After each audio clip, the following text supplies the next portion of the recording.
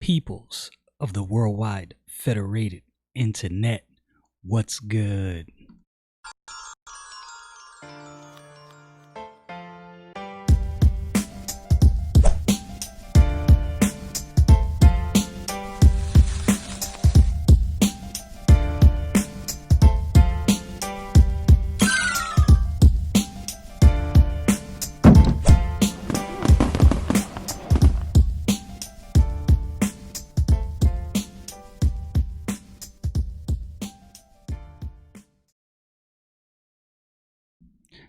I watched some of the Kanye West interview on the Joe Rogan podcast today. I'm almost done with it. It's a long interview. It goes for, I want to say, just a couple minutes under 3 hours. I want to say it was like 4 minutes shy of 3 hours or something like that. Very interesting conversation. A lot of things going on in Kanye's life. And I honestly believe that God is working in his life. I could be wrong. I'm no judger of men's hearts. I don't know his heart. I'm not one to blanketly support anyone. So me saying this about Kanye is definitely not a blanket endorsement. I don't know what's going on in his heart, but it appears to me that the evidence of someone who is born again is definitely showing in his life.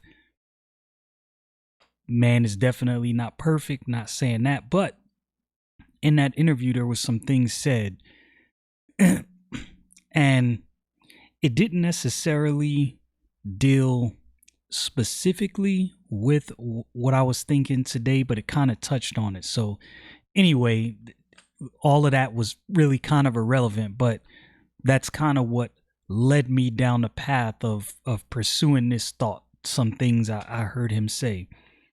But today we are going to go to the book of Proverbs, chapter 27 and verse 4. And I'm going to share some of my thoughts with you. Let's get into this. All right, the book of Proverbs, chapter 27, verse 4. The Bible says, "Wrath is cruel, and anger is outrageous.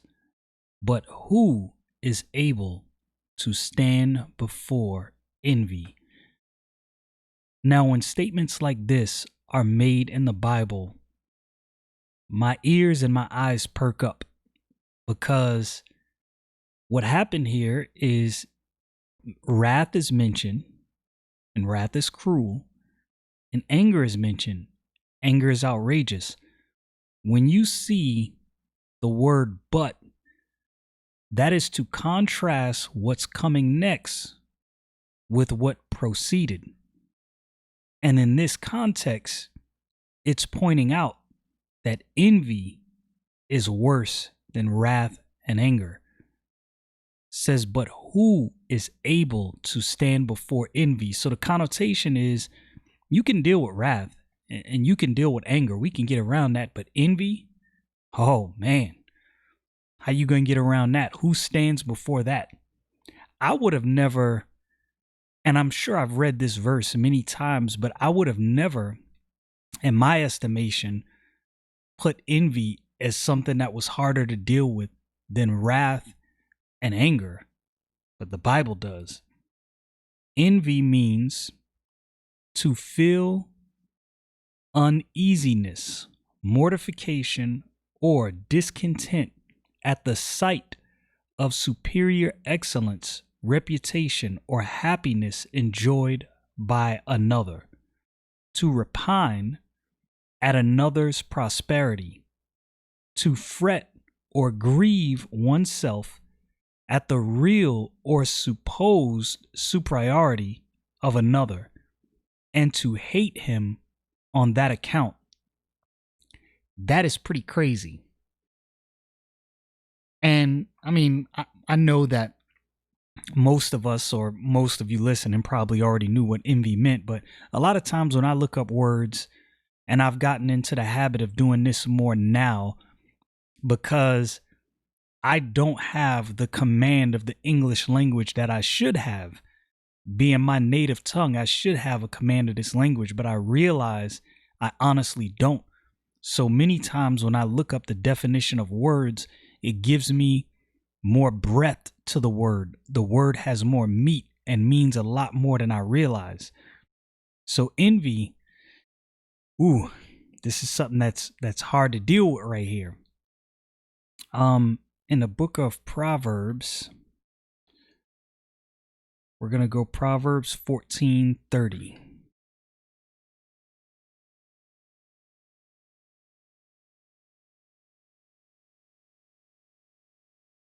All right, Proverbs 14:30. A sound heart is the life of the flesh, but envy the rottenness of the bones. That word sound means entire, unbroken, not shaky, split, or defective, undecayed, whole, perfect, not defective. The contrast of the sound heart here is envy, comes up again, but envy, the rottenness of the bones. So envy, opposite of stability. Okay, I can rock with that. I can get that.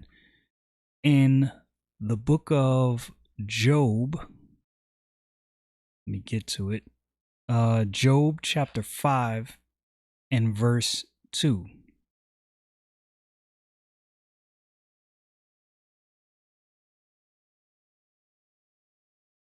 Okay. For wrath killeth the foolish man, and envy slayeth the silly one. Okay, so we saw in the book of Proverbs that envy was definitely on order of magnitude on which one is worse. Envy was worse, right? So wrath killeth the foolish man, and envy slayeth the silly. So it's contrasting a foolish and a silly. So two words, one of them which I've looked up before, but I'm going to read the definition again. Anyway, silly is weak in intellect, foolish, witless, destitute of ordinary strength of mind. Simple. Foolish is void of understanding or sound judgment, weak intellect applied to the general character. Now, at first glance, if you were to look over those definitions, you would think that these two words are essentially the same thing, but they are not. Because if you pay attention in the definition of silly, now I use the Noah Webster's 1828 dictionary. Modern dictionaries use more modern language. I prefer to use a dictionary with words that are closer in definition to the translation I use, which is the King James Version. So in newer versions, it says newer versions of the dictionary says lack of common sense. This says it as well. It just says it in a way that we wouldn't be used to seeing.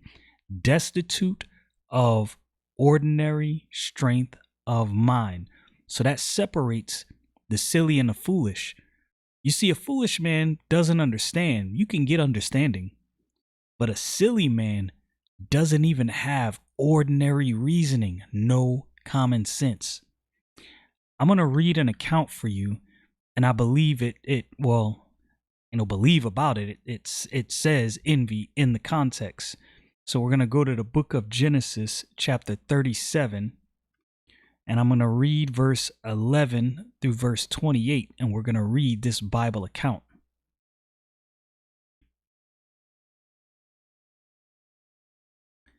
Now, for those who don't know, Joseph was loved by his father more than the rest of his brothers, mainly because he was the son of his old age. This is what the Bible says.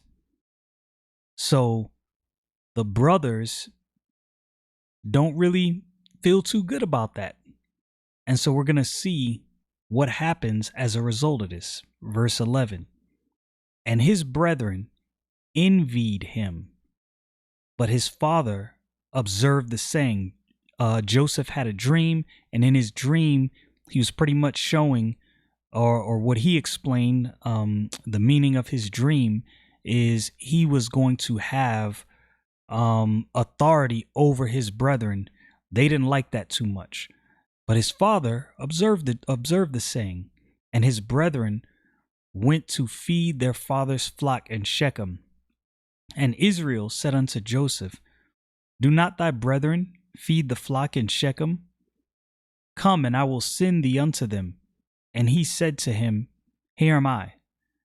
And he said to him, Go, I pray thee, see whether it be well with thy brethren, and well with the flocks, and bring my word again.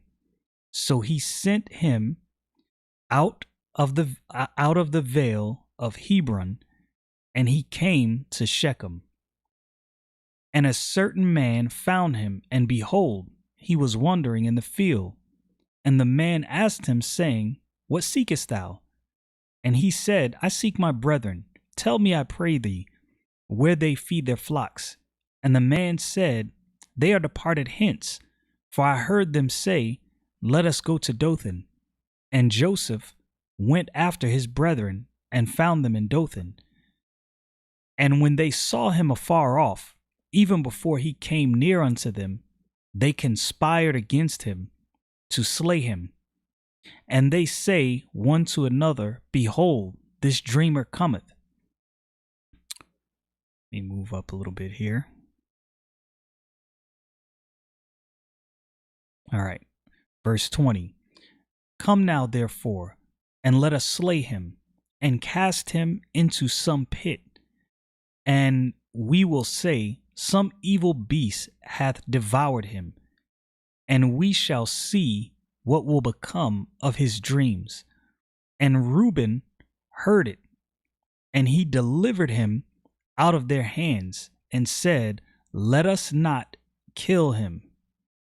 And Reuben said unto them, Shed no blood, but cast him into this pit that is in the wilderness, and lay no hand upon him, that he might rid him out of their hands, to deliver him of his father again. And it came to pass, when Joseph was come unto his brethren, that they stripped Joseph out of his coat of many colors that was on him, and they took him and cast him into a pit, and the pit was empty, there was no water in it.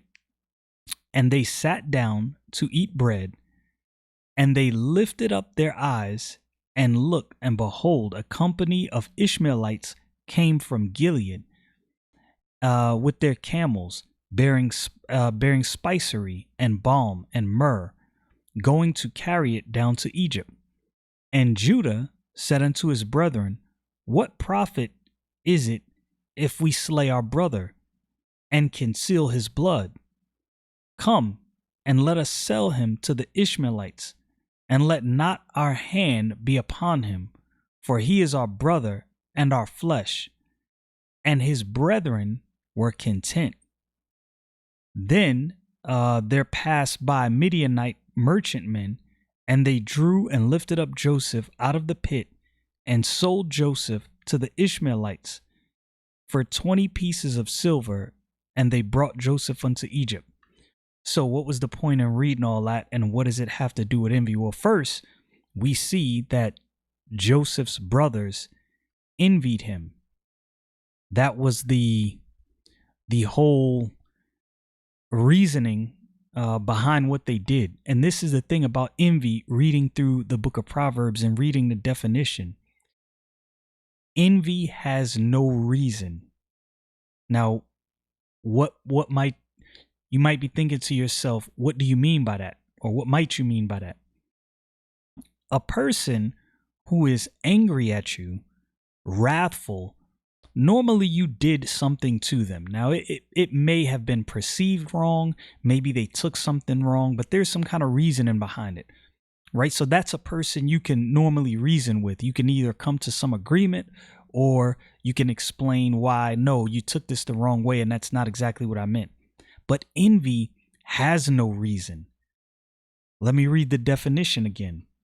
To feel uneasiness, mortification, or discontent at the sight of superior excellence, reputation, or happiness enjoyed by another, to repine to another's prosperity, to fret or grieve oneself at the real or supposed superiority of another, and to hate him on that account.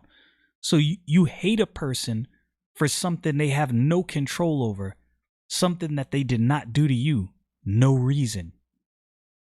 Complete envy. You want what they have. Now, what that does, looking at these Bible verses, that strips you of common sense. Think about what Joseph's brothers did to him.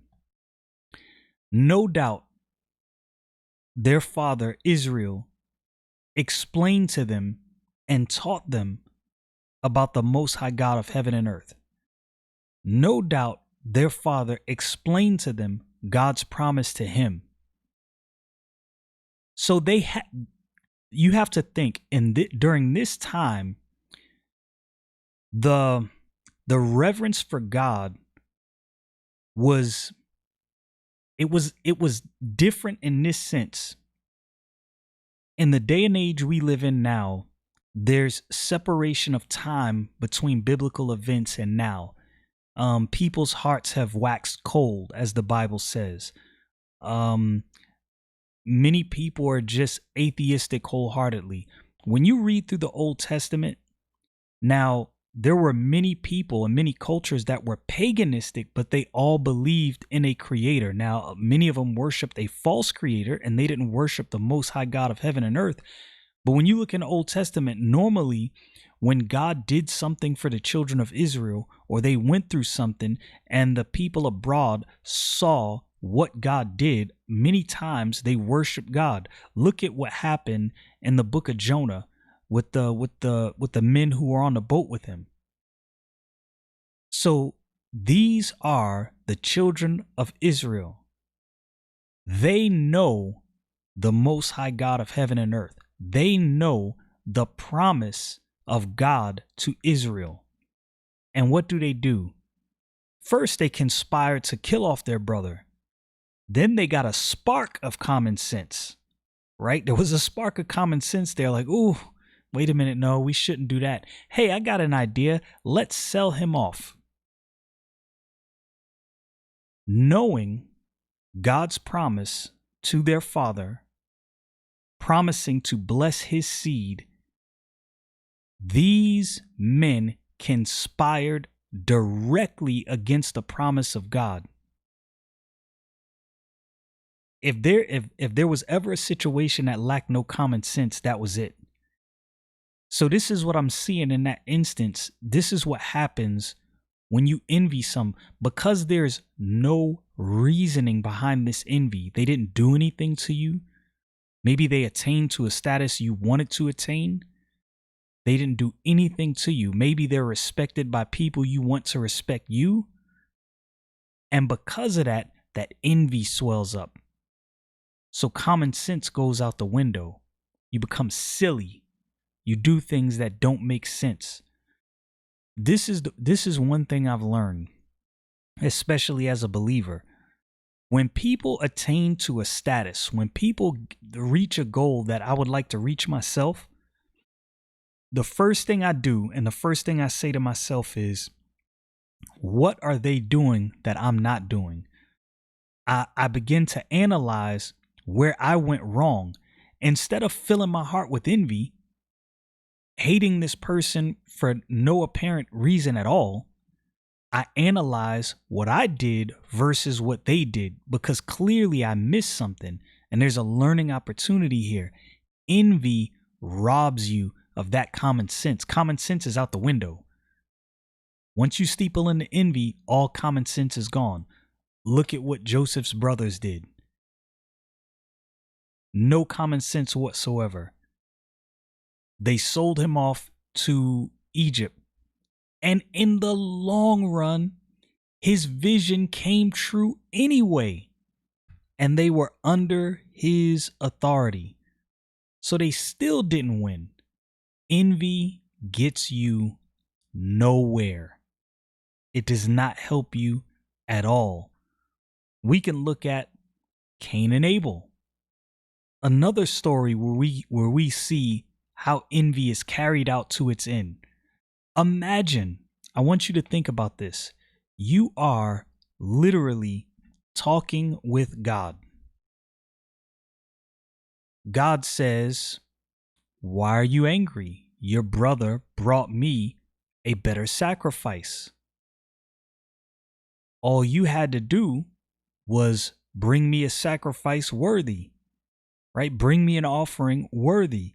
And if you bring me a worthy offering, you'll be accepted just like your brother is accepted." So what happens? He goes and kills his brother. Think about that. God is literally talking with you. You know this is going to come up before God. No common sense whatsoever. That envy led him to kill his own brother. Now, I'm pretty sure, well, I'm with some degree of assurance, I believe that Israel's sons knew the story of Cain and Abel, which is one of the reasons why they had a spark of common sense and stayed their hand and not slaying their brother. But that envy still led them into silliness. And again, they wind up being under Joseph's authority anyway. Envy gets you nowhere. If somebody's achieved something you want to achieve, if somebody's gotten some accolades that you would like to get, it's time to reflect. Where did you go wrong? What did they do that you didn't do? What did they add to their arsenal, or what direction did they take that you didn't take?